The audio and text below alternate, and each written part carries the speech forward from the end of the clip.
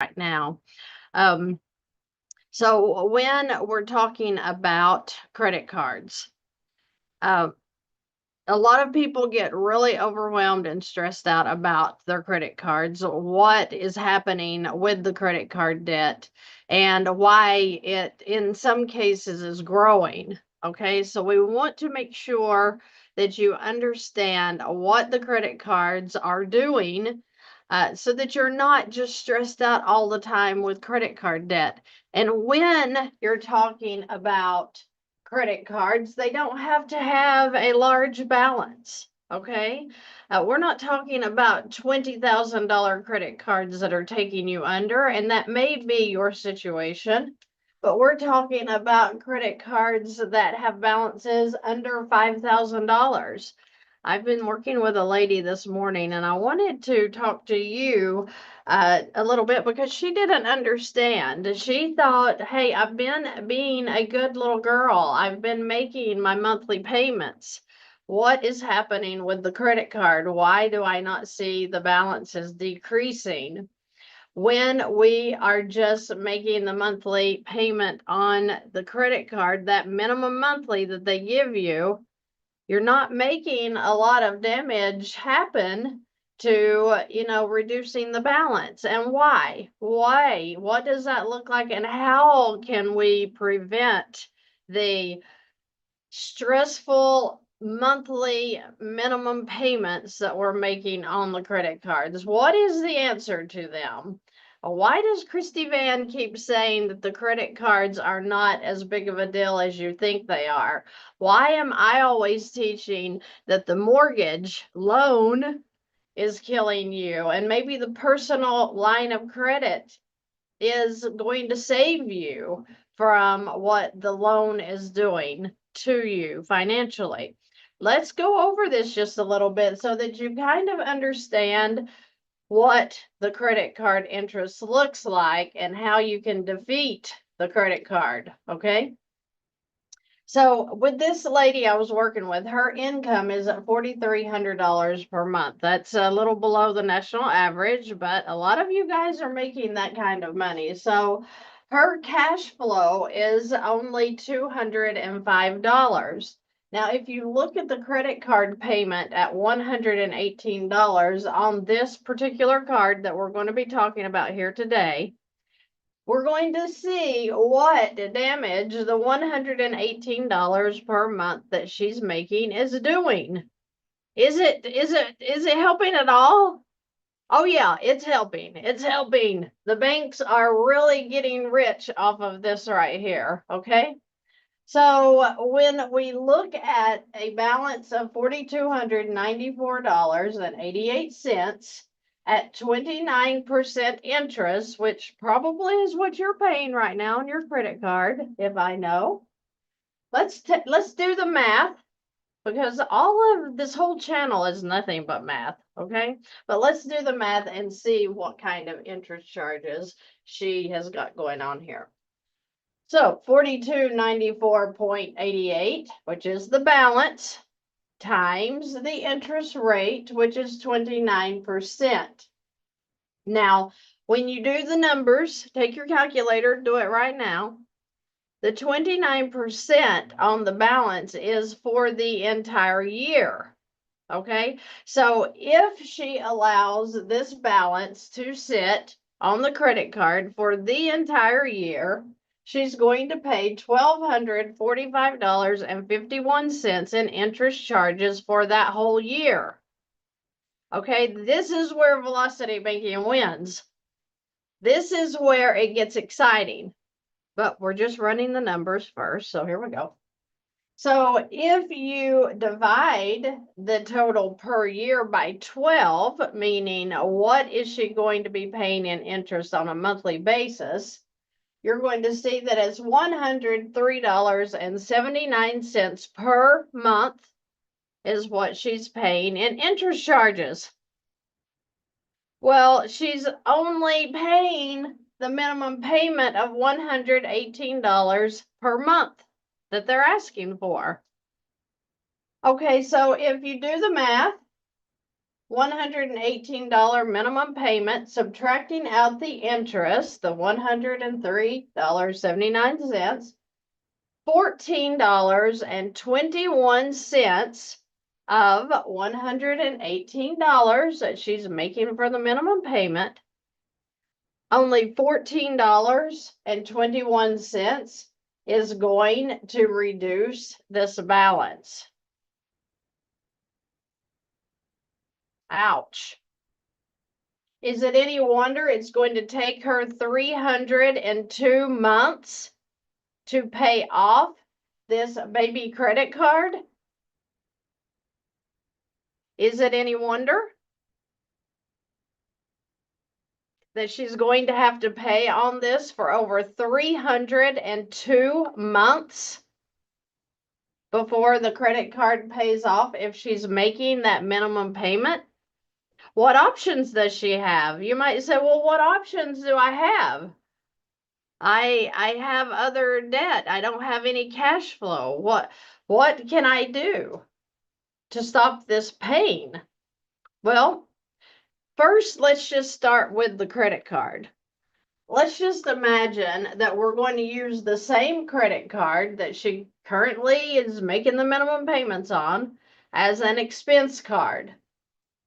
So let's imagine that she pays for gas. We all pay for gas. Most of us pay for gas. So the gas to fuel up her car is $200 per month.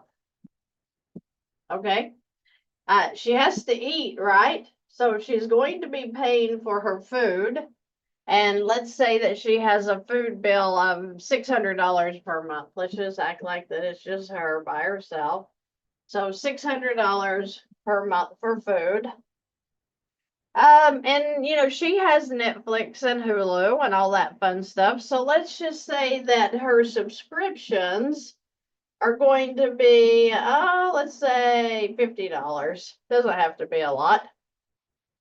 What else? She has car insurance because we have to insure our cars. So the car insurance is $150 per month. Okay, so do you see where I'm going with this? All of these things that we are already paying for. You're already paying for them. We're not like pulling them out of the air and making up some little fun thing that, you know, that Christy VANN wants to put on the board. We're talking about necessities. Okay, maybe not necessity for the subscriptions, but necessities. These are the things that we're going to be using every month anyway. But she's going to turn around now and put these onto this credit card. So let's do our numbers and make sure that we are adding correctly. So we've got 2 plus 6 is 800. Then we've got plus 50 is 850. And then we've got plus 150. So we're at $1,000 per month of expenses that she's going to be paying anyway.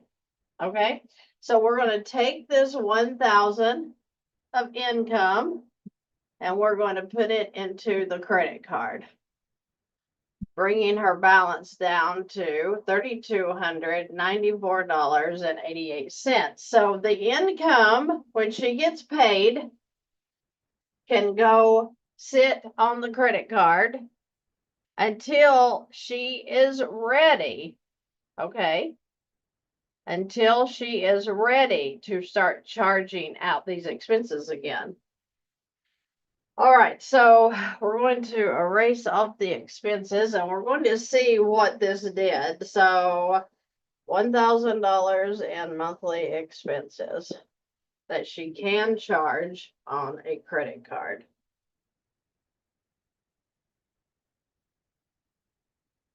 All right, so as the month goes, she's going to be charging this $1,000 out again. So let's add it back in. Because now let me first show you, because a lot of people get confused about this. So let's imagine that she goes to the restaurant and she's going to pay $50 for a meal. Okay, so this is food.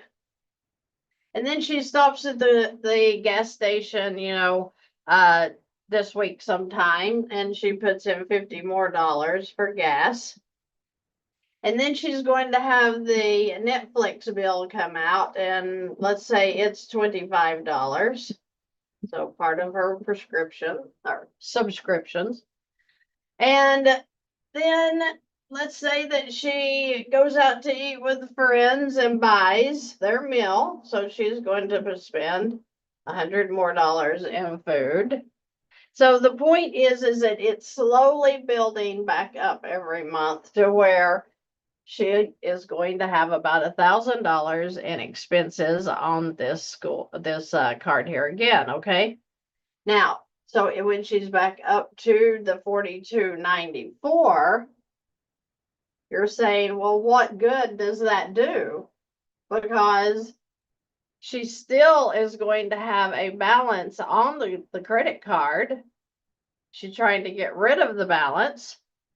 But what can we do to start, one, making the balance actually come down instead of just the $14.21? Well, when you put income into any line of credit, one, it makes them have to reset the interest cycle. Okay.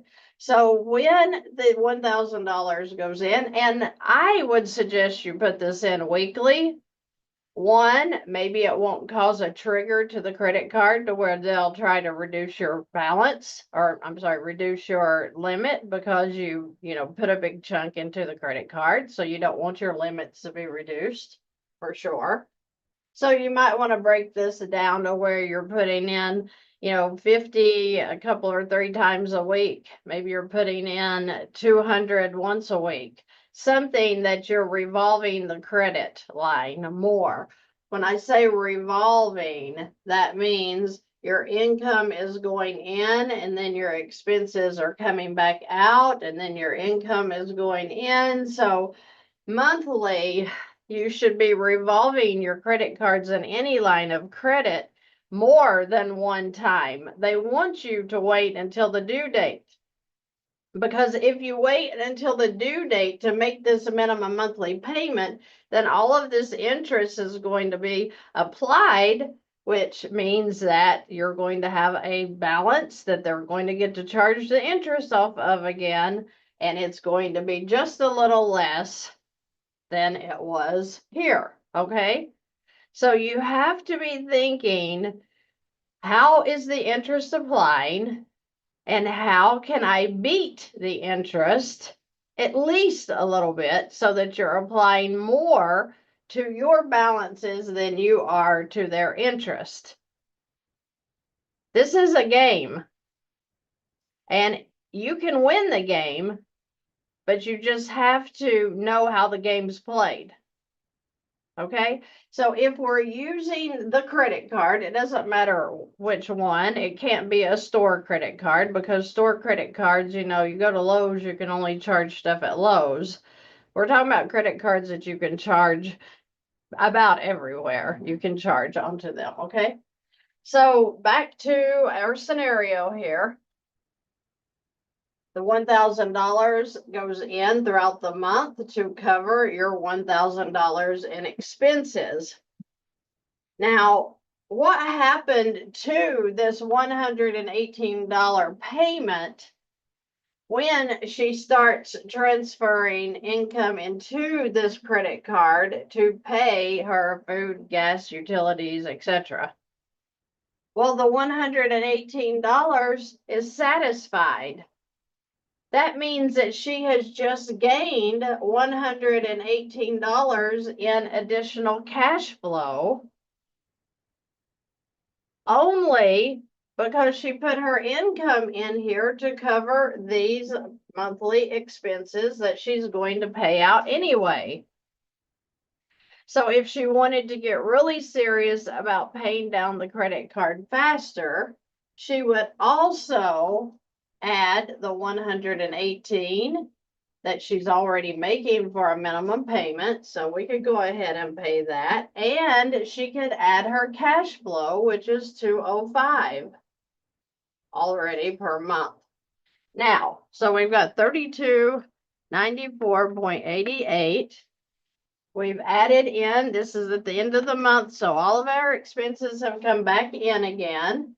We also applied the 118 and the 205.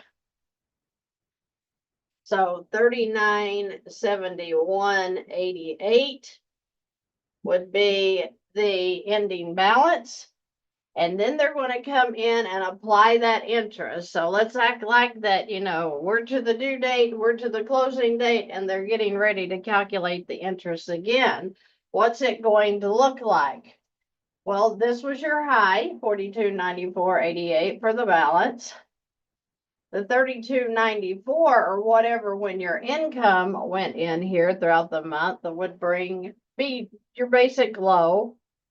And then the 3971 is the ending after the expenses have come back out and you've applied any cash flow that you wanted to apply to help work this credit card down.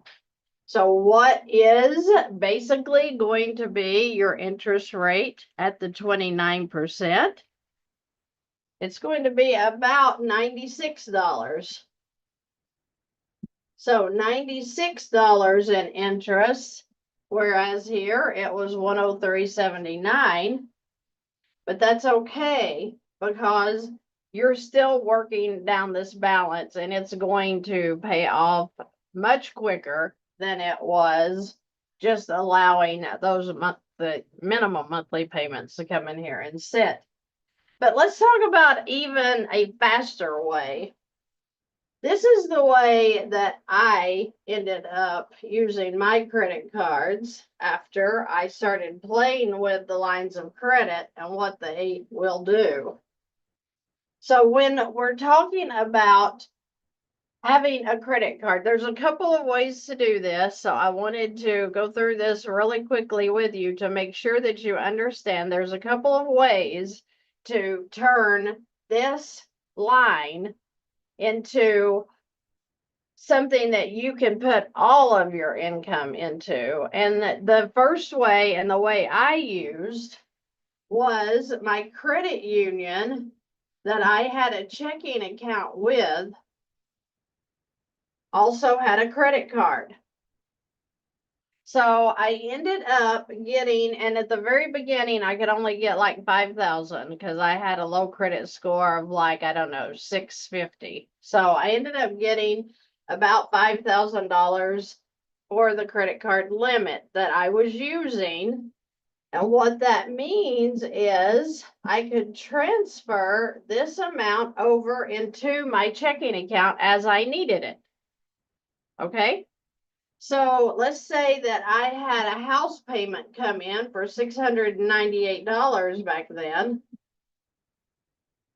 I didn't have any money because I was broke, remember? So I would take the $698 from the credit card, transfer it into the checking, and now $698 balance would have been over here while this is back down to zero in my checking account because I paid off what was due in here, what was coming in here. Now, disclaimer, you're not going to want to let anything come into your checking account that you're not prepared for because they will return it and charge you more and more fees, right? So when I used this right here, it helped me to have access to cash that I could transfer over into my checking as I needed it. So as I kept doing velocity banking and kept increasing my credit scores, I went all the way up to 15,000 on this credit card, and it still sits there as cash that I can pull out if I need cash. Okay, so if you have not thought of that option with your own bank, with your own credit union, check and see if this isn't an option where you can use the credit card with the same bank as your checking and pull over cash as you need it. Okay. That was super good information for me. All right. And it could be for you. Now, let's imagine that this is your scenario too. And this credit card is with the same bank that the checking account is with. Then, as she needs money, she could transfer it out of the credit card into the checking account. And you can do this with an online app. So if you do online banking, you can go in right now to see if you have, well, if you have a credit card with your bank, to see if you can do the transfers. Okay. All you have to do is go to your app, go to transfer, and see if you can transfer monies from your credit card into your checking. Now, you'll want to make sure that you aren't getting charged a cash advance fee to do this. They do not charge me at my bank to do these transfers, okay? They probably won't at your bank either, but just verify that they're not going to be charging you cash advance fees just to pull the money over into your checking account. Okay. Now, what does this do? Why is this a super awesome way to use the credit card at your bank? Well, she makes $4,300 a month. She can put the whole amount into the credit card to pay it off if she has this credit union or bank scenario. How you say? If she puts all of her money into the credit card at her bank where the checking is, how will she pay her expenses? How will she eat? Well, just because you put your income in here doesn't mean you can't pull it right back out and put it back into your checking as you need it. Mine does this automatically. It's like an overdraft link that absolutely charges nothing to do this.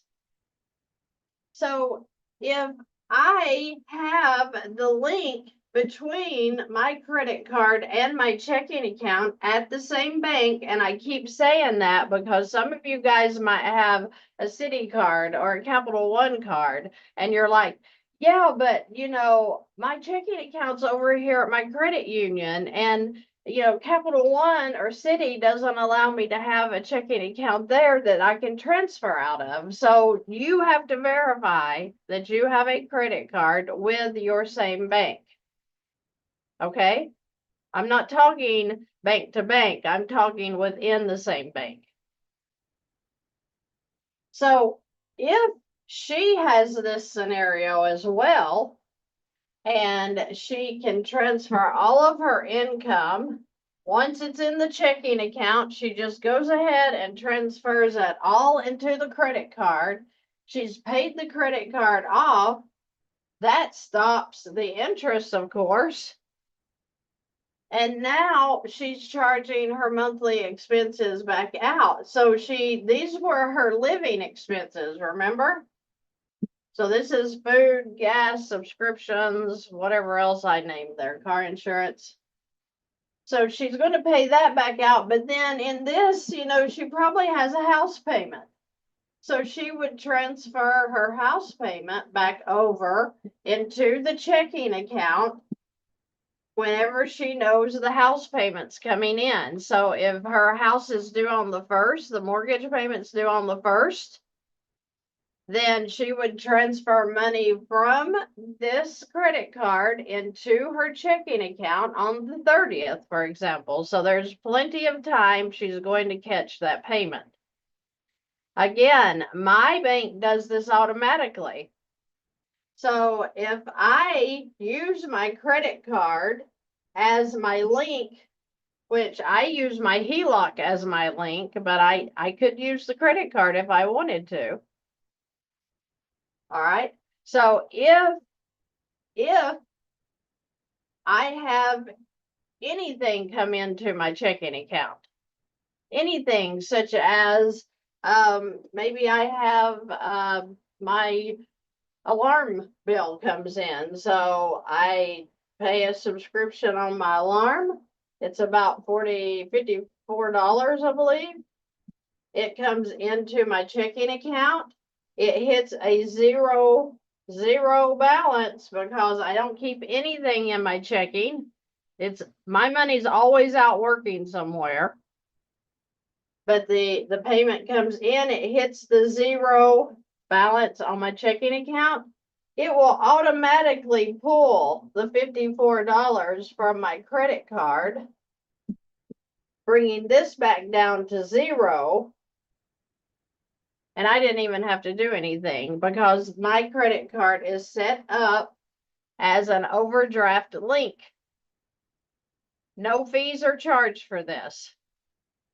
Okay? And for all you wise guys out there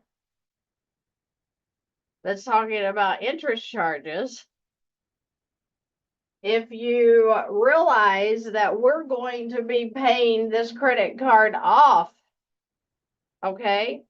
So when they come to the due date and you have a zero balance on the due date, then common sense might tell you, wait, there's not going to be any interest charges. Okay? Now, I do know, and I'm not going to say their name out loud because I think they're rude, but there are a very popular credit union that a lot of you guys use that's charging interest on a daily balance right now. And they don't give you the grace period to the due date. So watch out if you're with a bank or credit union that does that. Very few do that.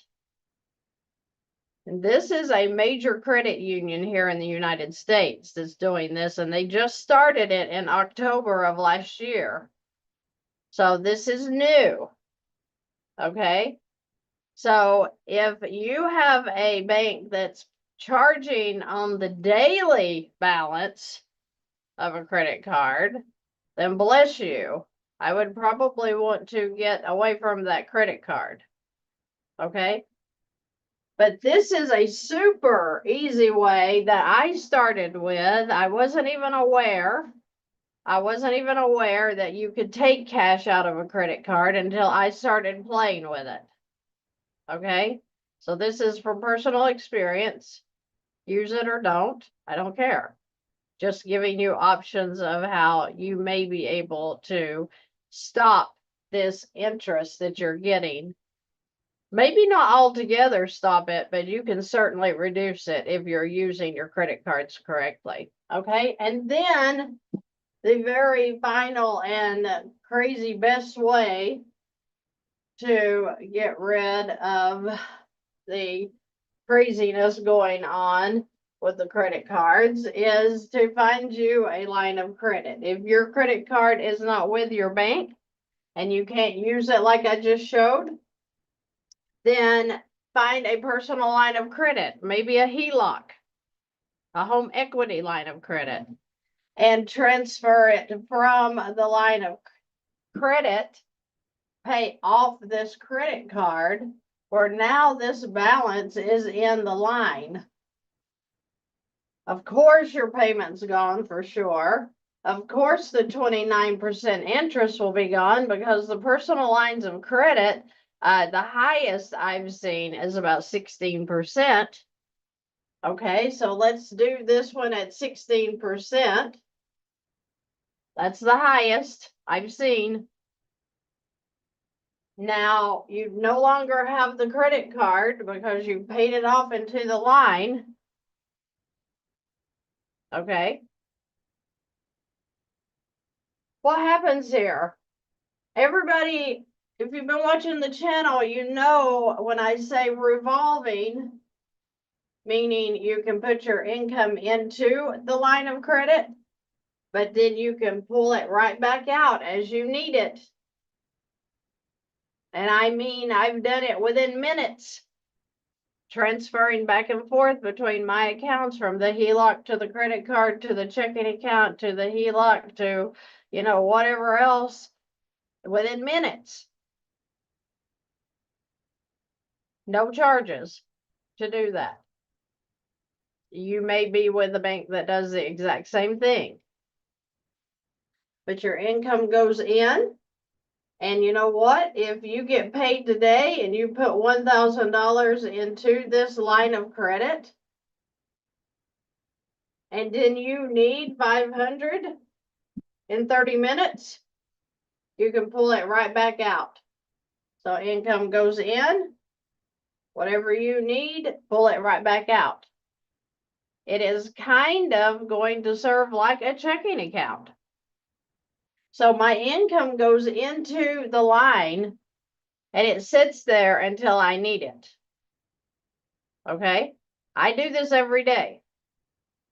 So with this person, again, her whole income up to the balance can go into this line of credit and pay it off. Where's the 16% interest?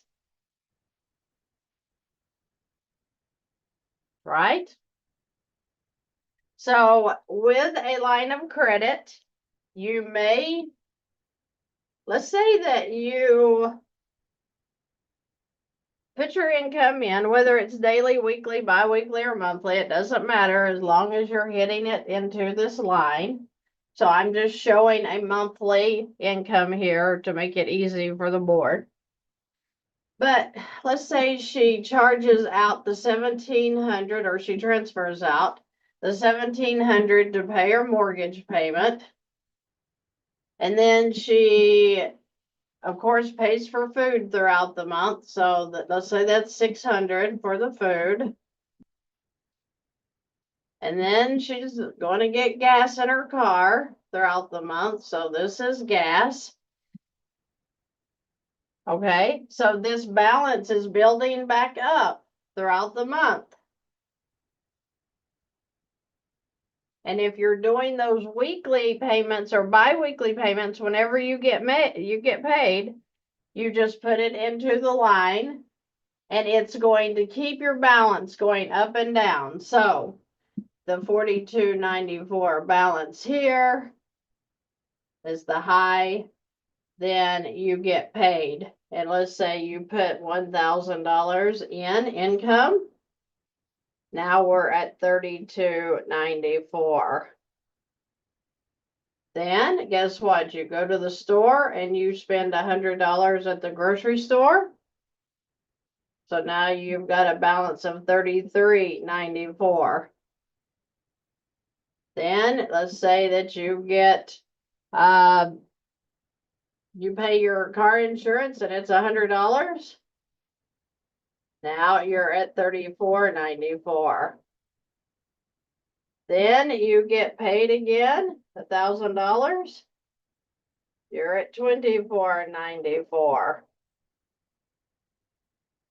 Now you're going to pull your house payment out of $1,700.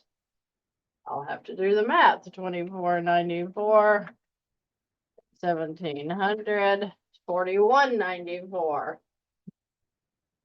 Okay, so your balances they'll go up and down, up and down. That's why the banks are charging on the average daily balance, meaning that when they look over the whole month and they see, wow, she's really been revolving this account. Income's been going in, expenses coming out, more income going in, expenses coming out. Do you know how exciting that looks on your credit score? Do you know how good this could be for your credit score? It can be great because these are revolving accounts. That's what they want to see them do, revolve. Okay, So the point is when you learn to use your lines of credit and how to use them in a way that's going to serve you to keep that interest down, then you're going to have to win. Because right now you're just sitting making a monthly payment, and then they're killing the monthly payment with the interest that they're going to be charging at the next statement date. And you're like, wow, I just can't get ahead. Whereas this person got ahead in one day, just using the right tool and using it correctly. You may have 4 cards like this that you need to be revolving with chargeable expenses. Remember, this is not any form of a store card that you can only charge things at that store. We're talking about major credit cards here, and we all have them. Almost everybody I know has them. Okay? I hope that makes sense, because the point is that when we're stuck in these minimum monthly payments, which is right where they want you to be because of this right here, they are drawing interest like you would not believe. Not believe. I had to step away from that bank because they were doing the same thing, charging me every time I did a transfer out of that credit card. So I had to step away from that bank. Not saying it out loud because, like I said, they're demonistic, and you know, they're all the same. So it's like you just need to find one of the banks that will do the transfers for no charges.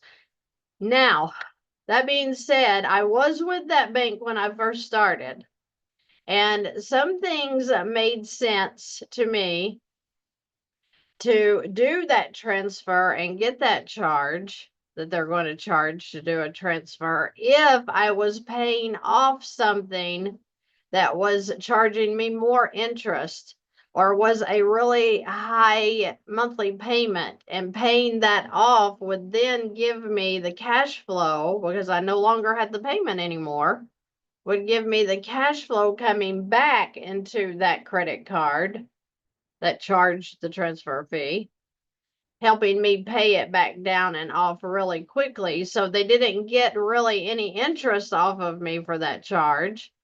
They got their transfer fee. Transfer fees are not that bad if you're doing a trade that is of value. Okay. So just check it out and try to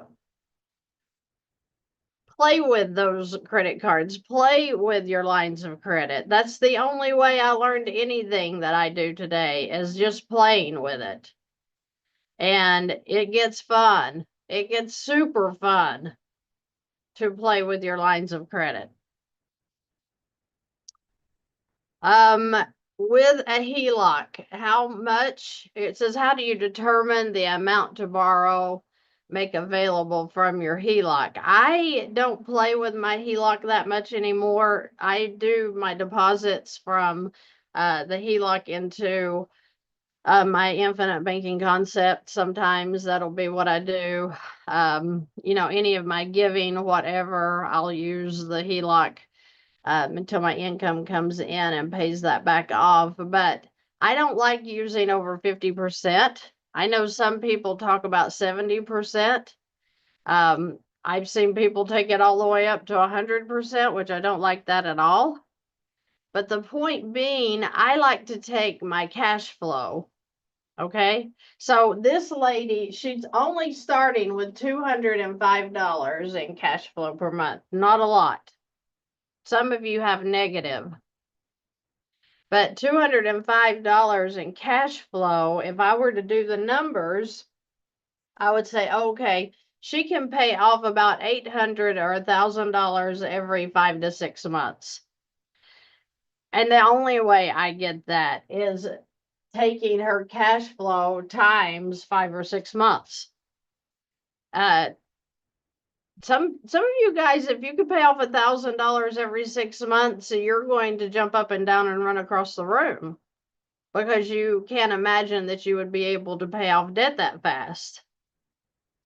But I work with people every single day that can pay off $50,000 and $60,000 a year in debt.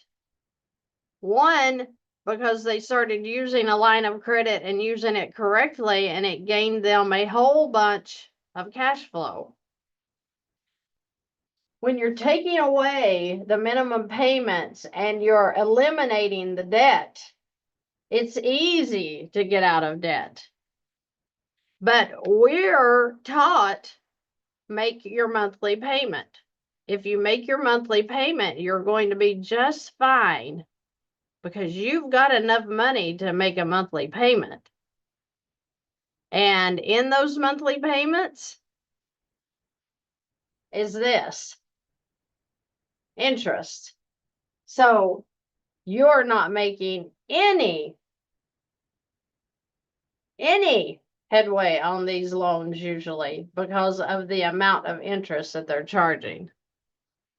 Okay, so I hope that this has made some sense for you.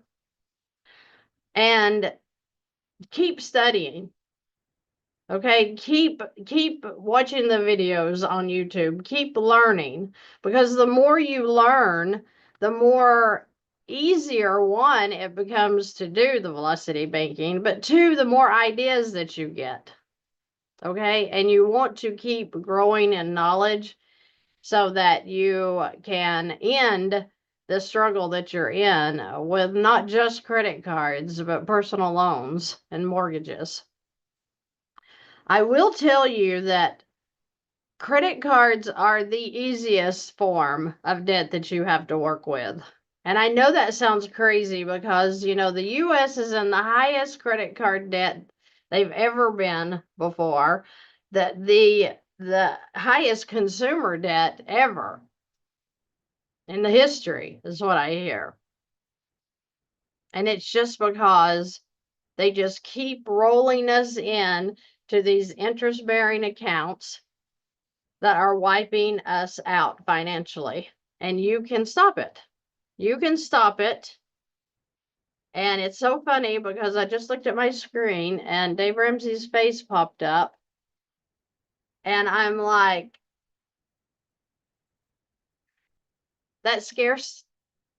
having the scarcity mentality is what makes you afraid to even try to use a line of credit at the bank, because he is make those minimum monthly payments and then go get the second and the third job and start applying those all that income to your principals, and your debt's eventually going to pay off. Well, your kids are growing up while you're in the second and third job too, and you're not getting to see them, right? So many things are wrong with getting the second and third job. Now, if you're a single person and you get off at 5 and you're bored and you're like, I could either go get in trouble or get a job, then go get the job. Because you don't need to sit around idle where you're getting in trouble doing stupid. But if you're a parent and you're working the full-time job, I'm not going to tell you to go get a second job so that you don't get to see them for the rest of the day either. And then you come home and kiss them on the head good night as they're getting in bed. That's not fair. That's not what you had kids for. Okay? So, for goodness gracious, please get your finances in order. Please see how easy it is to get out of debt, and don't pay anybody to do it. Lord have mercy. I offer one-on-one coaching just because some of you guys need the push. Some of you guys, you know, you're like, I just can't see this in my head. Show me how this looks when you do velocity banking. I do that. I do that. But you don't have to go off and pay. I heard $7,800 the other day for somebody to teach them how to do velocity banking. $7,800 when the videos are free and all you got to do is watch some videos. So please do some self-study, watch some videos, and learn how to use these lines of credit so that you're stopping the suffocating debt that you're in. Because I'm telling you, it may not take you as long as you think it will take you to get out of debt. This lady right here, she had 3 other credit cards. She had a personal loan.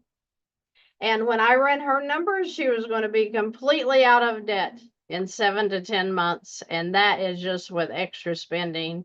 She would be out in 7 months. Easy. Easy.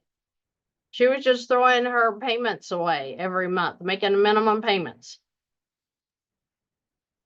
When we showed her how to take the line and start working the debt down, she gained $1,000 in cash flow within a couple of months.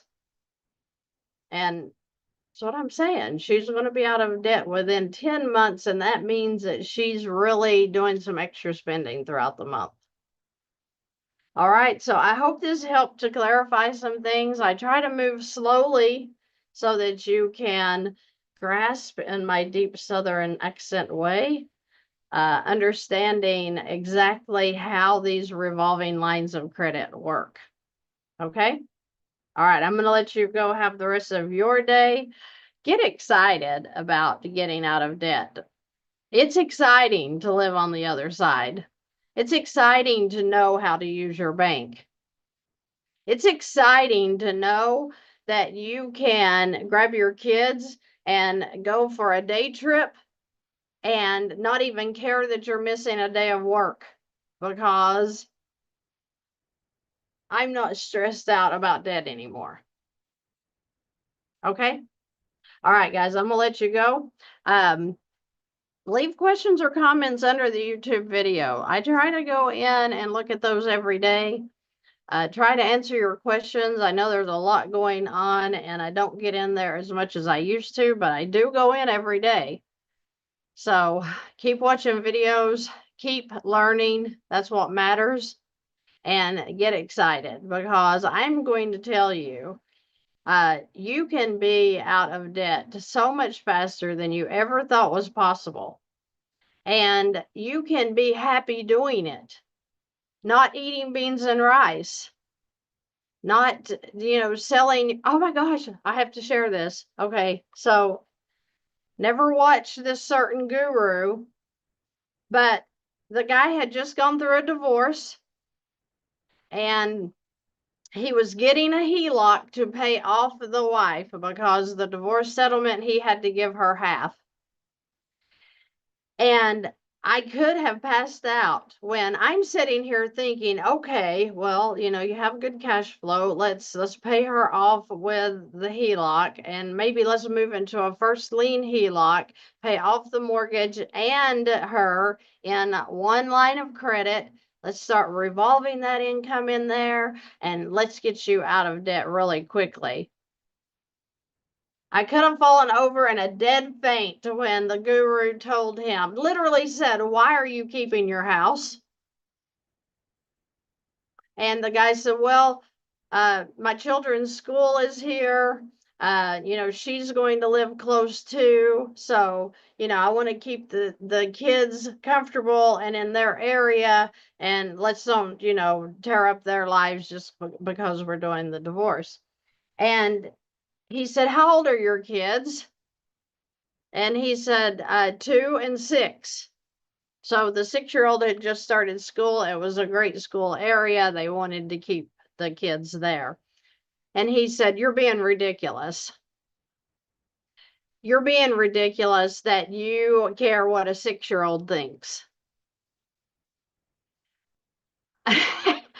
He said, "You need to sell the house, get you an apartment somewhere, pay off the wife, the ex, and maybe one day when you get remarried and you get happy again, then you can, buy you a new home with your new spouse. And I was dumbfounded to think that he had just sat there and told this guy who's going through a divorce, who loves where he lives, he loves his home, he's already been paying the monthly payment, so he's already got a lot of interest into this bank, whoever he's paying. And he told him, you're being ridiculous by trying to keep your home. You need to sell your home and get out of that. You don't want memories there that you had with your wife anyway. We're talking about a couple that obviously hadn't been married, over 10 years. And he was crazy about the home. He'd already expressed that. He was excited that it was very close to the kids' school. So instead of giving him real financial solutions, of telling him, hey, you're just in the wrong tool, you know what, pay your ex off, and then let's get you out of that mortgage, and then you can live right there with your children. But instead he made him feel guilty that he wanted to keep his kids in a steady situation. And I thought that was unfair, because I could have helped that dude out and I'd been like, hey, you're going to do this. It's going to be great. But instead, we're getting people told that they're stupid, that you're in trouble and it's your fault. And you never should have married that hag in the first place. I mean, I was surprised he said that or didn't say that. And just throwing out things that are demeaning and making people feel more weighted down than they already are. He was already down because he was going through a divorce. He was already down because he was going to have to take a loan out just to pay off his ex. And now somebody comes in and tells him he's even more stupid because he wants to keep his kids stable, close to their school. So I have issues with things like that. I have issues. I don't think that it's our fault. I think that this right here is what's keeping you down. Not that you wanted to have something, not that you wanted the house, that you wanted the car. No, this is all you're doing wrong. And once you figure out how to play their interest game, then you're going to be fine. You're going to pay for your stuff. You're going to stay where you want to stay in your area. And you're going to be able to go on vacations, and you're going to do things with your kids, and life is going to get exciting because you're going to be able to pick up your giving too. And that's where the real joy flows. Okay.